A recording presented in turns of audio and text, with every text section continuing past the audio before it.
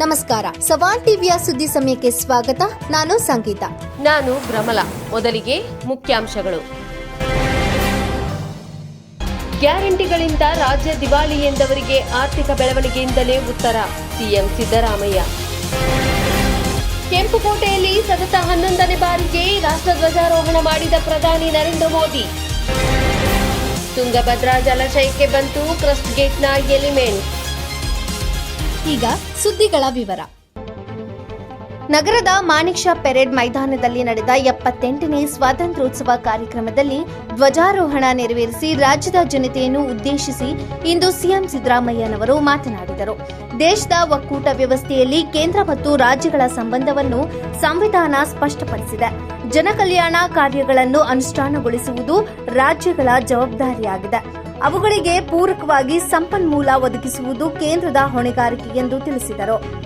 ನಾಡಿನ ಜನತೆ ನೀಡಿದ ತೀರ್ಪನ್ನು ಗೌರವಿಸಿ ಸಂವಿಧಾನದ ಆಶಯಗಳ ಪ್ರಕಾರ ಪ್ರತಿಪಕ್ಷಗಳು ಜವಾಬ್ದಾರಿಯುತವಾಗಿ ನಡೆಯಬೇಕು ಎಂದು ಮುಖ್ಯಮಂತ್ರಿ ಸಿದ್ದರಾಮಯ್ಯನವರು ಹೇಳಿದರು.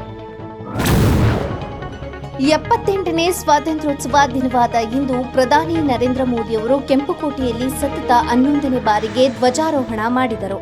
ದೆಹಲಿಯ ಕೆಂಪುಕೋಟೆಯಲ್ಲಿ ಗುರುವಾರ ನಡೆದ 78ನೇ ಸ್ವಾತಂತ್ರ್ಯ ದಿನಾಚರಣೆಯನ್ನುದ್ದೇಶಿಸಿ ಮಾತನಾಡುತ್ತಿದ್ದ ಅವರು, ಭಾರತೀಯ ನ್ಯಾಯ ಸಂಹಿತ, ಭಾರತೀಯ ನಾಗರಿಕ ಸುರಕ್ಷಾ ಸಂಹಿತ ಮತ್ತು ಭಾರತೀಯ ಸಾಕ್ಷಿ ಅಧಿನಿಯಮ ಎಂಬ 3 ಕಾನೂನನ್ನು ಜಾರಿಗೊಳಿಸಿರುವುದಾಗಿ ಹೇಳಿದರು.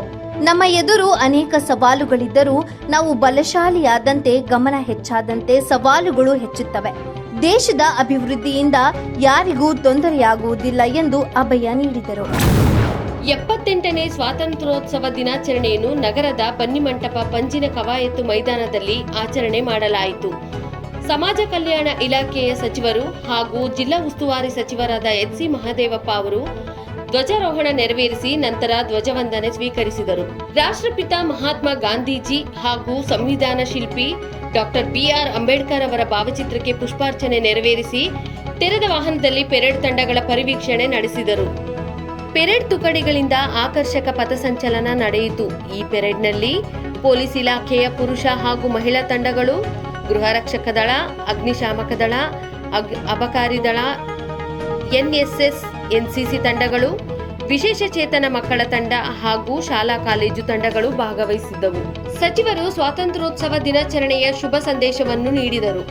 ಸಮಾರಂಭದಲ್ಲಿ ಶಾಸಕರಾದ ತನ್ವೀರ್ ಸೇಠ್, ಮೂಡಾ ಅಧ್ಯಕ್ಷರಾದ ಕೆ. ಮರಿಗೌಡ, ಕರ್ನಾಟಕ ವಸ್ತು ಪ್ರದರ್ಶನ ಪ್ರಾಧಿಕಾರದ ಅಧ್ಯಕ್ಷರಾದ ಅಯೂಬ್ ಖಾನ್, ಜಿಲ್ಲಾಧಿಕಾರಿಗಳಾದ ಜಿ. ಲಕ್ಷ್ಮೀಕಾಂತ ರೆಡ್ಡಿ, ದಕ್ಷಿಣ ವಲಯ ಐಜಿಪಿ ಬೋರಲಿಂಗಯ್ಯ, ನಗರ ಪೊಲೀಸ್ ಆಯುಕ್ತರಾದ ಸೀಮಾ ಲಾಟ್ಕರ್, ಜಿಲ್ಲಾ ಪಂಚಾಯತ್ ಮುಖ್ಯ ಕಾರ್ಯನಿರ್ವಹಣಾಧಿಕಾರಿ ಕೆಎಂ ಗಾಯತ್ರಿ, ಜಿಲ್ಲಾ ಪೊಲೀಸ್ ವರಿಷ್ಠಾಧಿಕಾರಿ ವಿಷ್ಣುವರ್ಧನ್, ಅಪರ ಜಿಲ್ಲಾಧಿಕಾರಿ ಡಾಕ್ಟರ್ ಶಿವರಾಜು ಅವರು ಸೇರಿದಂತೆ ವಿವಿಧ ಇಲಾಖೆಗಳ ಅಧಿಕಾರಿಗಳು ಹಾಗೂ ಸಾರ್ವಜನಿಕರು ಹಾಜರಿದ್ದರು. ತುಂಗಭದ್ರಾ ಜಲಾಶಯದಿಂದ ನದಿಗೆ ನೀರು ಪೋಲಾಗುವುದನ್ನು ತಡೆಯಲು ಅಹೋರಾತ್ರಿ ಗೇಟ್ ನಿರ್ಮಾಣ ಕಾರ್ಯ ನಡೆದಿದೆ.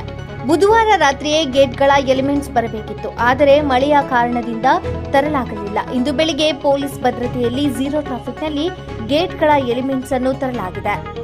ಕೊಪ್ಪಳ ಜಿಲ್ಲೆ ಹೊಸಹಳ್ಳಿ ಹಿಂದೂಸ್ತಾನ ಇಂಜಿನಿಯರಿಂಗ್ ಮತ್ತು ಹೊಸಪೇಟೆಯ ನಾರಾಯಣ ಇಂಜಿನಿಯರಿಂಗ್ ಮತ್ತು ಜಿಂದಾಲ್ ಕಡೆಯಿಂದ ತಾತ್ಕಾಲಿಕ ಕ್ರಸ್ಟ್ ಗೇಟ್ ತಯಾರಿಸಲು ಯೋಜನೆ ರೂಪಿಸಲಾಗಿತ್ತು. ಸದ್ಯ ಜಿಂದಾಲ್ನ ಒಂದು ಕಡೆಯಿಂದ ಪ್ಲೇಟ್ಗಳನ್ನು ಇಂದು ತರಲಾಗಿದೆ.